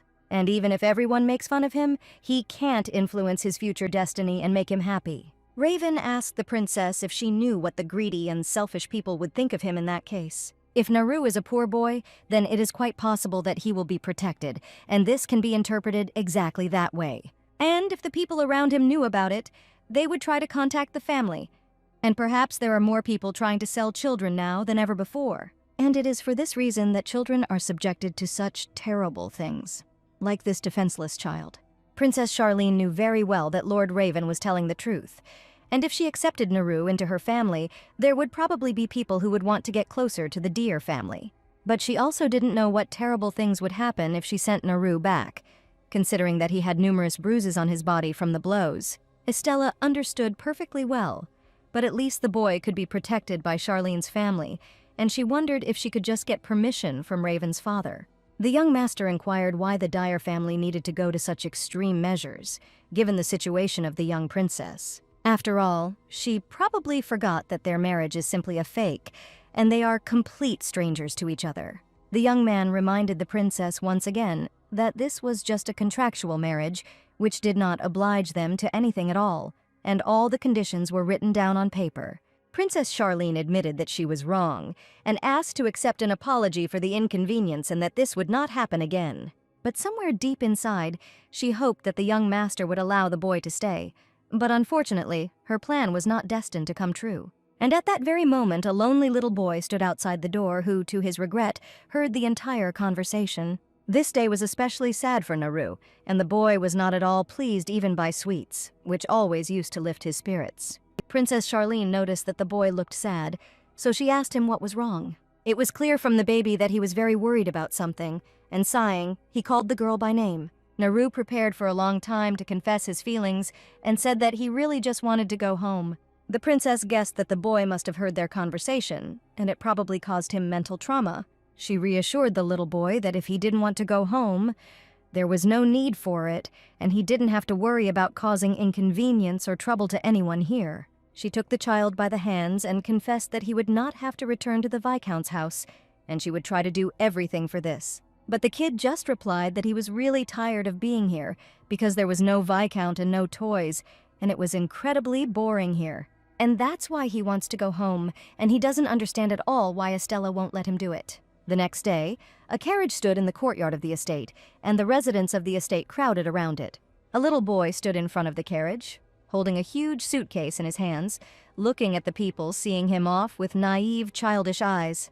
The baby thanked everyone for their help and carefully said that it was time for him to go home.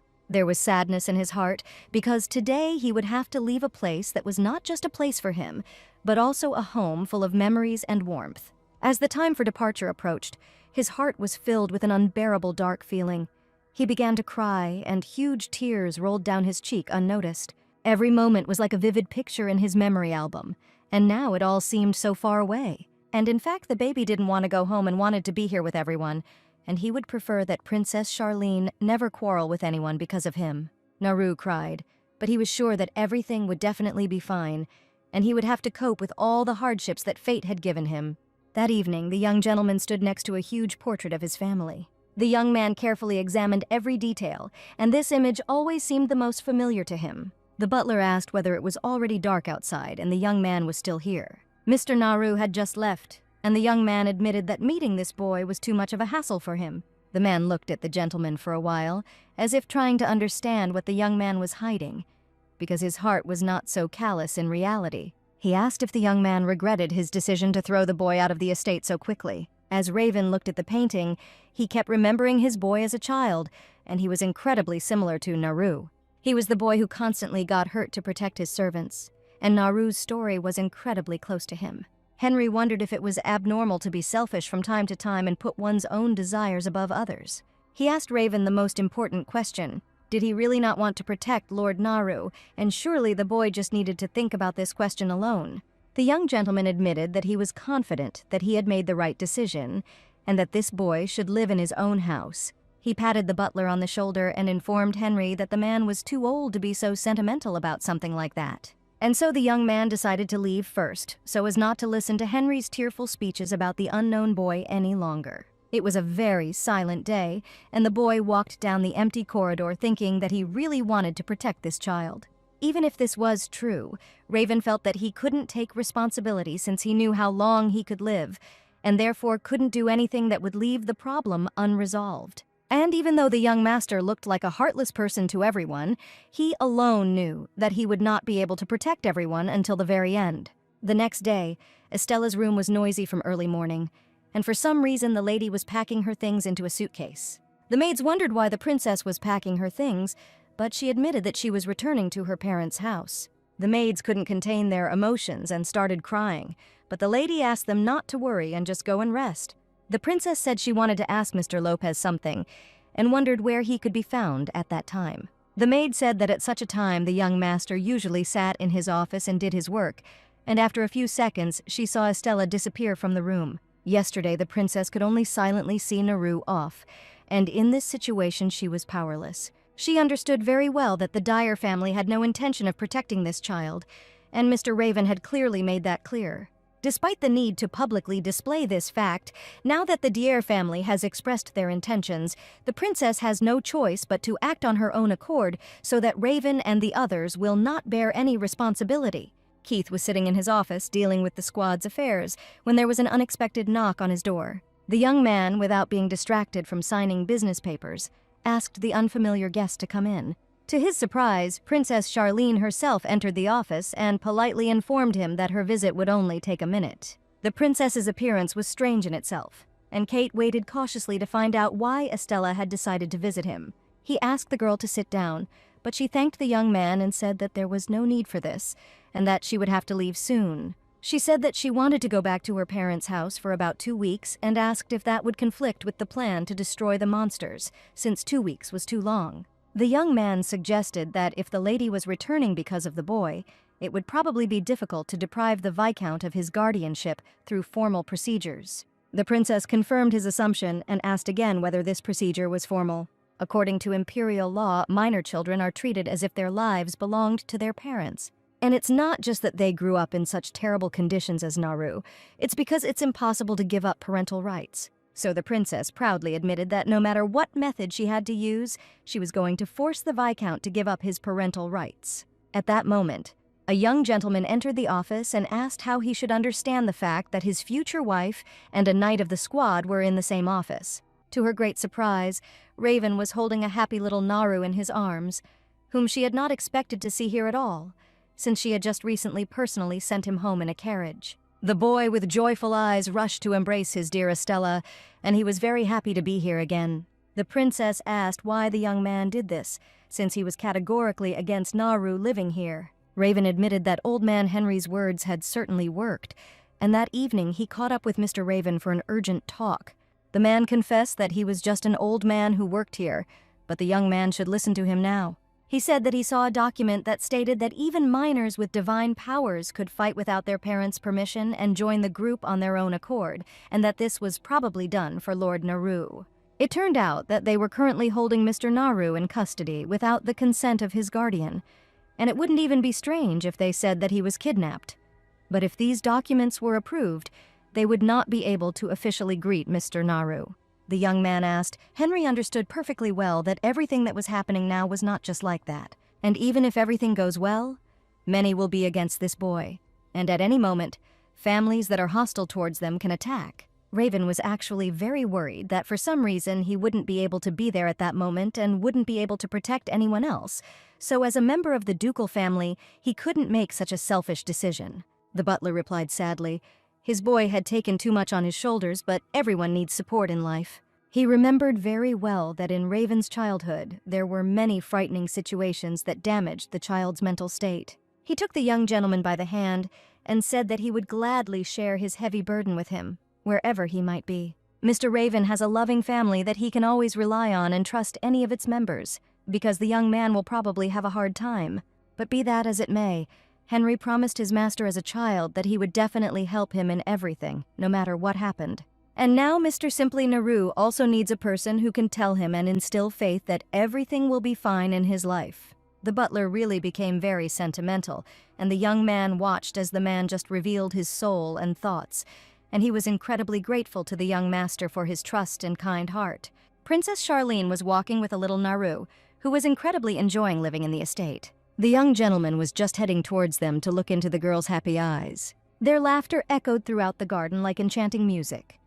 They continued to walk, creating new games, catching butterflies, imagining that they were brave knights and beautiful princesses fighting with imaginary dragons. The young master saw how incredibly happy the princess was to be with Naru and wanted to call Estella so that they could talk. The young man called the lady by name, but to his great surprise, the girl did not even respond. And to his horror, Raven now realized that he still had a long way to go to regain the trust of the young princess. Asher always considered Daniel's actions to be cowardly and often asked him to fight him one-on-one. But suddenly a voice came from behind them, declaring that it could quickly get rid of even the most fearsome demon king. Theo turned around slowly as Daniel yelled at Asher that weaklings always whine and then lose. The mischievous Naru approached the knights, put his hand up and said loudly that he was the real demon king, the strongest and most terrifying, and everyone should be afraid of him. The knights supported the boy's game and ran away from him in different directions with loud cries, feigning wild fear. Everyone knew that if Naru had divine power, then even without his parents' consent, he could become the young master's disciple. The young man said that there would be no problem with His Majesty's permission. He initially wanted to focus on raising the next generation, and in any case, this good idea would be approved in the near future. Raven is friends with His Majesty, so Princess Charlene was sure that everything would be fine, and she herself would tell Naru about the good news. She also promised to talk to her father so that their family could help them too, but as it turned out, Raven had already talked about everything. Estella looked at the papers carefully, and the girl's energy showed that she was incredibly happy. Raven chose the right moment and decided to confess that he was very sorry for the cruel words he said the other day. But the lady suddenly replied that she considered these words correct, and if they had finished the conversation, she should leave. After Raven apologized, he exhaled and actually felt much better knowing that the princess didn't hold a grudge against him. After all, the most important thing is that Naru is now safe and can also become a healer, like Princess Charlene and the others. Estella warned the boy that he would only begin to practice when he grew up a little, and until then he would study the basics of divine power. The kid, of course, was already impatient to learn everything about magic, but he was ready to learn and gain good knowledge in order to become a great healer in the future. He approached the princess with a request that he would like to join the knight's squad right now and help them kill monsters. The princess understood everything perfectly, but promised the baby that next time they would definitely talk about it together with Raven. They stopped for a moment near the river, from the bank of which there was an incredible view of the exciting blooming garden and the huge estate. The princess was truly surprised the estate even had its own artificial lake, as expected from the Dyer family. Estella was enjoying the magnificent view from Nauru when she felt that there was definitely someone behind her looking straight at her back. The lady wondered if she should turn around and wave back at the young master, but she couldn't help but think that Raven only wanted a contractual relationship, and there was no talk of genuine feelings. Therefore, she decided that, in any case, she should maintain distance and moderation in her communication with the young master. The bar was noisy as usual this evening, and Raven couldn't find any space or privacy among the knights today. He clearly had the feeling that he and the princess had become distant from each other, and today she announced that from now on she would be eating in her room. The young man tried to invite the girl to go for a walk together and watch the beautiful sunset, but the lady was categorically opposed to any request of the gentleman. She avoided communication with him in every possible way, refusing any pleasant offers and not answering any questions. She had previously said that it didn't bother her, but judging by the girl's behavior, she was clearly angry. The young man had been lost in his thoughts for a long time and had not heard at all the conversation that the knight standing behind her addressed to him. Theo complained about Daniel not continuing to tell stories about his wife, and surely the leader also wants to hear why his wife suddenly became incredibly cold, and Daniel tried to warm her up with his hugs. The captain listened to Daniel's story and suggested that it might be due to sensitivity to cold, and perhaps his wife just has cold hands and feet and this is just a normal reaction of the body. Raven tried to distract himself from his thoughts, but wherever he was, the young princess, who for some unknown reason refused to spend time with them, never left his mind for a second. And an interesting idea came to him, thanks to which they could start communicating together again, and she forgot her grievances. The young gentleman understood that he had to act decisively, but for some reason, standing near the door of the princess's room, he walked back and forth and could not take a decisive step in her direction. Suddenly, Estella heard strange footsteps outside the door, so she went out and asked what the young master was doing there. The young man admitted that he wanted to apologize properly for the matter with the baby, but the lady assured that she was not really bothered by it. In fact, the young man clearly felt that the princess was still very worried about something. He wanted to take her hand, but the girl immediately moved away, and the young man had the feeling that he would never be able to reach her again. He could not restrain himself and openly asked, since nothing had happened, why then did the princess continue to avoid him and openly refuse to contact him? Does she really not care? But in that case, it would be better for them to sit down and talk together so that no one has any misunderstandings. Estella felt they needed to talk to the young master, so she silently agreed to his terms, and within a few minutes, the two of them were sitting in the living room. The lady started first and admitted that, as she had said earlier, she was in no way avoiding communication with Raven. But he didn't understand why the girl decided to eat in her room. But it turned out that she thought that if she kept her distance, the young master would be much calmer. After all, he had previously made it clear that they were not a real couple, but were only in an official marriage of convenience. The random words sent shivers down the young master's body, and at that moment he realized what the real reason was. He admitted that he was the first to push the princess away, and he really had no right to say such words to her. But after his words that they were strangers, the young man felt a little lonely. He really didn't understand anything until the princess told him, and how she felt when she was suddenly pushed away. So if at least someone had offended the young princess, the young man wanted to apologize. He also really wanted the girl to live comfortably in this estate with baby Naru. For some reason, this man couldn't ignore all this pain, and the words he pushed the princess away with were done solely for the sake of the Deer family, so she tried not to dwell on this issue. But she could no longer ignore the pain that she had been accumulating for so long, because everything was fine. But deep down, Estella was in great pain and anxiety.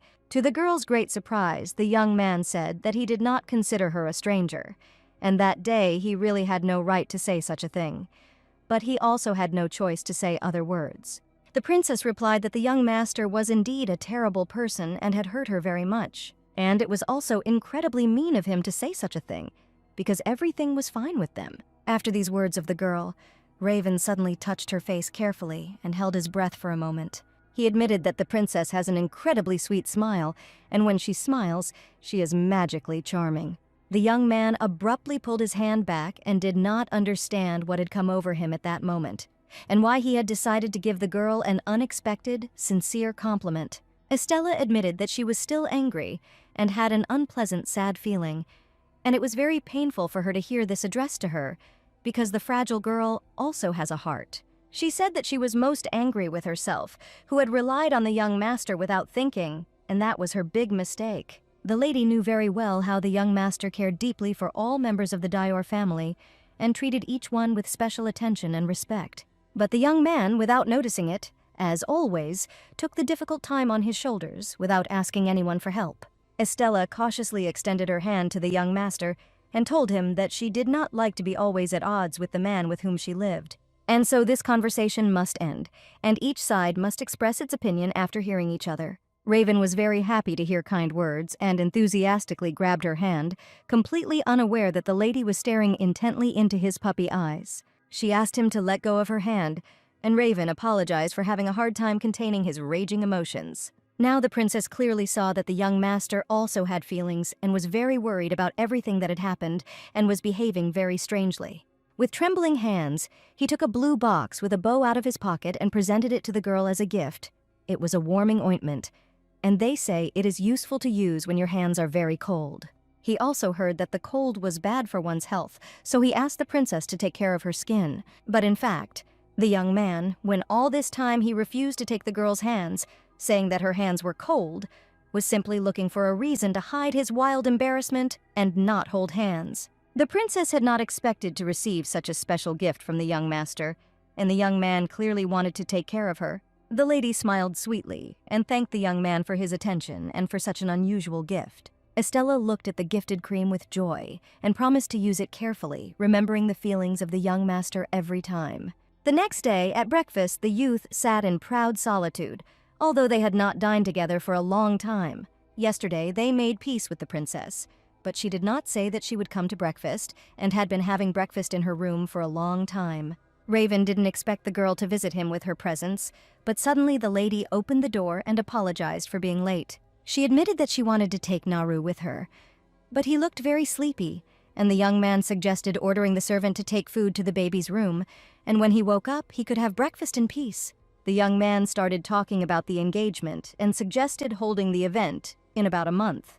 And if the girl had no problems, then an invitation could be sent out to relatives and friends soon. If that happened, the young man had to go to the imperial capital this week and go shopping before leaving, so he decided that he would definitely want to invite the princess along. Estella happily agreed, and the inspired young man announced that they were going to visit the best boutiques in the empire tomorrow. There was silence outside, and the moonlight was quietly making its way through the translucent curtains in the room. In the corner, among the soft shadows, sat a red-haired lady, and her hair, like tongues of fire, sparkled in the semi-darkness. She sighed, feeling the weight of the night pressing on her shoulders. But there were moments when it was in solitude that she found the long-awaited inspiration.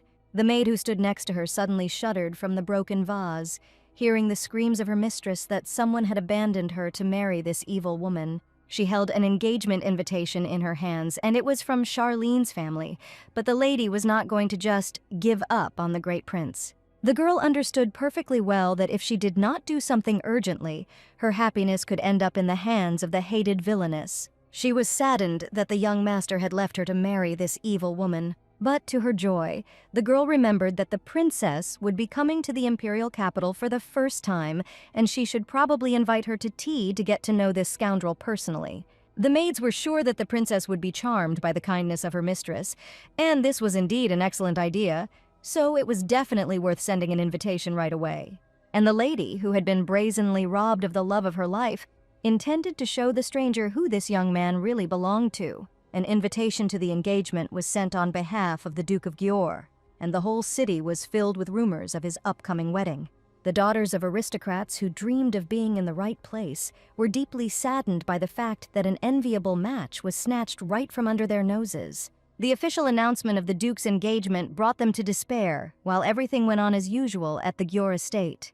The captain told the knights that upon arrival in the capital, they would be temporarily freed from their knightly duties and would be able to do whatever they wanted, and this meant that the knights would have a short vacation.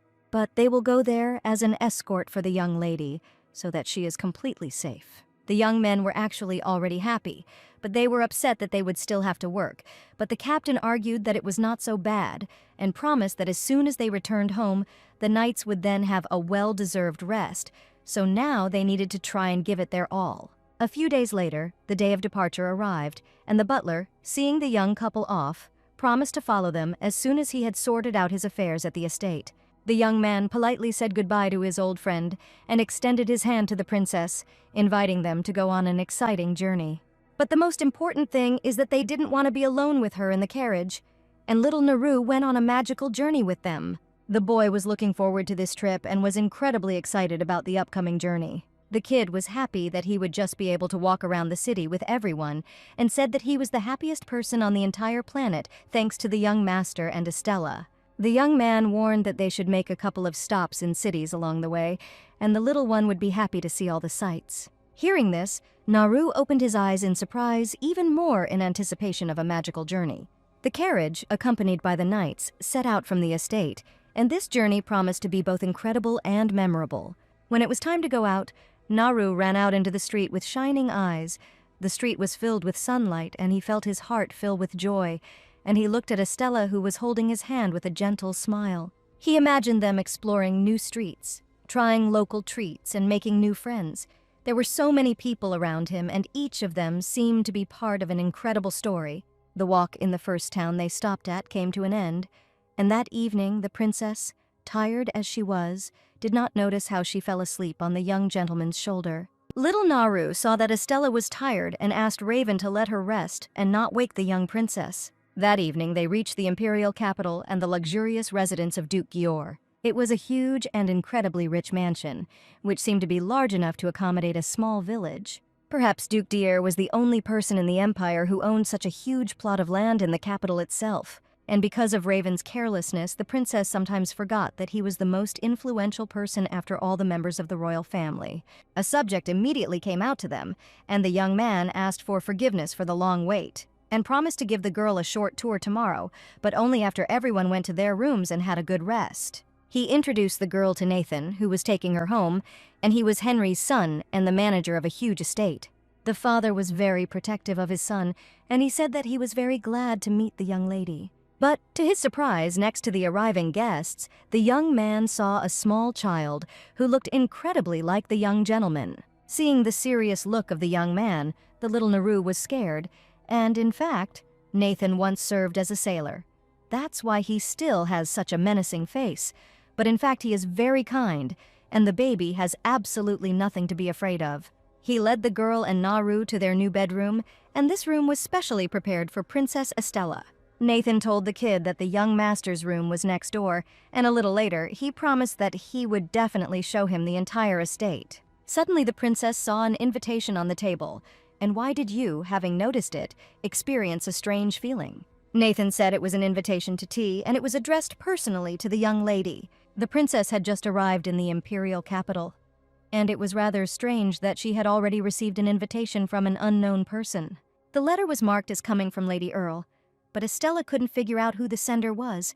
The princess decided to take advantage of the chance, and the very next day went to a tea party hosted by a mysterious stranger. But for some reason, as soon as the princess appeared at the event, the girl mysteriously fell silent and lowered her head so as not to say anything unnecessary, given the hot-tempered nature of the young lady. The girl modestly tasted the tea and asked why the ladies were embarrassed by her and still hadn't said a single word. But to make all the events clear, it is worth going back a little, or to be more precise, 2 days earlier, when Estella had a conversation with the young master. He wondered if she was really going to go to this tea party, since it was a completely useless event. The lady noticed Raven's strange reaction, but said that she wanted to know what was going on in high society, so she should at least show up there for the sake of decency. Estella was known as the cruelest girl, and obviously Raven immediately became worried that Lady might do something incredible there. She stated that this was her first appearance in public, and promised not to do anything that could tarnish the young gentleman's reputation. The young man said that he didn't really care about it, and he saw how the princess gradually began to get angry. It seemed to him that Estella simply did not get along very well with people, so he warned that if the girl did not want to have anything to do with these gossips, she could not go anywhere. As Estella joined the tea party, the first thing she thought of was the words the young man had spoken before the event. The atmosphere at the tea party was indeed unusual for the young lady, but she tried to prove to the gentleman that she really needed it. But after staying there for some time, to be honest, the princess still began to feel uncomfortable with the ladies around her, and it was at this moment that one of the ladies present asked if everything was to the beautiful Princess Charlene's liking. The red-haired lady admitted that she had been looking forward to today, and after meeting the young lady in person, she understood why Master Raven had chosen her. The ladies present looked at the lady with excitement, afraid that the conversation might take a completely unknown turn. The behavior of this girl, who personally invited the princess, went beyond the bounds of decency, but maybe she just wants to show that in their society this is completely acceptable. One guest smiled and said that she was amazed by the beauty of Madame Estella, even though she herself was a girl, and probably young men choose her not only because of her pretty appearance. Princess Charlene was quite confident and was cautious about the statements of each of the Soviet ladies because it could turn into anything. One of the girls said that her friend recently received an official proposal of marriage. She couldn't say that this lady had a docile character, but she had to note that she really did have a domineering disposition, and perhaps the groom simply ended up under her thumb. The ladies continued to discuss the poor young man, and proudly declared that they would like to keep their distance from this person because still waters often harbor devils. The ladies discussed that this couple was indeed going to get married, but their union would definitely not last long. The girl asked what the princess thought about this, but Estella only slowly replied that their love must surely be lovely, but she is sure that she and this lady have a lot in common, knowing full well that in fact the insidious girls were just talking about her, without specifically naming any names. The girls did not immediately understand what the guest meant, and asked what her words meant. Estella suggested that they laugh together, holding a fork in their hands because this young lady was probably in the middle of everyone's throat. She said, to tell the truth, she understood the people present and the ladies perfectly well, and if she doesn't like a person, she has a wild desire to trample him so that he can never look her in the eyes again. The lady confessed that she would like to deprive such a person of all dignity, and that is why she likes exactly such conversations. Estella always found something to say to her offenders, and this time she asked what the girls would like to do with this young lady, towards whom they felt great hostility. She offered to throw in a couple of ideas, because all the ladies know very well that she is called the most cruel woman in the entire empire. And those present should probably watch their words in the future, because they think they can easily fool everyone around them. The guests present began to behave a little more modestly, and the princess wanted to know from them why the girls began to feel shy and became completely silent. One of the ladies could not stand it any longer, got up from the table and reported feeling unwell, deciding to immediately leave such pleasant company. The lady actually ran away from the table, unable to withstand the pressure of the most powerful woman in the empire. The main character of this event looked closely at the stranger, realizing that this girl was hardly worth dealing with. With just a few words, she can make a person feel offended, cry, and leave. The tea party came to an end. The girls discussed the excellent event, and the main character of the tea party thanked the princess for finding the time to visit them with her presence. Suddenly, the lady was speechless, and this meant only one thing: Duke Yor himself had appeared for tea, and the ladies had seen the venerable gentleman so close for the first time. All eyes instantly latched onto him as he slowly and confidently walked towards the central table, where the finest porcelain cups and beautiful bouquets of flowers were already laid out, and every step of the Duke was full of grace, like that of a man accustomed to attention and admiration. Attention to detail was a characteristic trait of Duke Yor, and his manner of communication left a lasting impression on everyone. He exuded confidence, making everyone feel like something special was being created here around him. The Duke bowed his head condescendingly, turned to the princess, and at that moment his voice sounded melodic and enveloping. She asked if the young man had come to take her away, and the Duke admitted that he was, in fact, overly worried. In front of all the girls, he suggested returning home as quickly as possible, catching the admiring glances of the surrounding ladies. The young man asked the girls to forgive him for such a sudden intrusion and took his young mistress by the hands. It was a wonderful sight for the girls, because this couple was truly charming, and they say that Mr. Gyor really adores the princess and has sincere feelings for her. The lady with red hair only saw the silhouette of the young duke and his new companion disappear into an unknown future. Raven looked at his future wife with admiration, not hiding his sincere emotions. The girl saw how the young man was incredibly happy with the villainess, but she was sure that this would not happen. She decided at all costs to make the duke her husband, and no one dares to stand in her way, much less deprive her of the right to happiness. That evening, the princess was reading a romance novel in her bedroom when there was a soft knock at her door. It was Duke Gyor, and seeing him at such a late hour, the lady began to worry that something had happened. Raven actually wanted to please the girl and suggested taking a little walk because he has one favorite place that no one else knows about. The offer sounded tempting to the young princess because it was the place that the young gentleman liked to go to, which he had never told anyone about before. Estella immediately agreed to the proposal, feeling a thrill of excitement from pleasant communication with Raven, who had changed beyond recognition in such a short time. Princess Charlene agreed, and as she stepped into the sunlight, she felt joy welling up in her, anticipating how they would walk along the narrow paths surrounded by blossoming trees and fragrant flowers. And Estella realized that this time spent together was becoming magical for her. The sunlight softly touched their faces, and the atmosphere around them was romantic. Deep down, she hoped that Duke Raven also felt the attraction as strongly as she did. Their eyes met again and again, and each time a warmth flared up in their hearts, foreshadowing an amazing future together.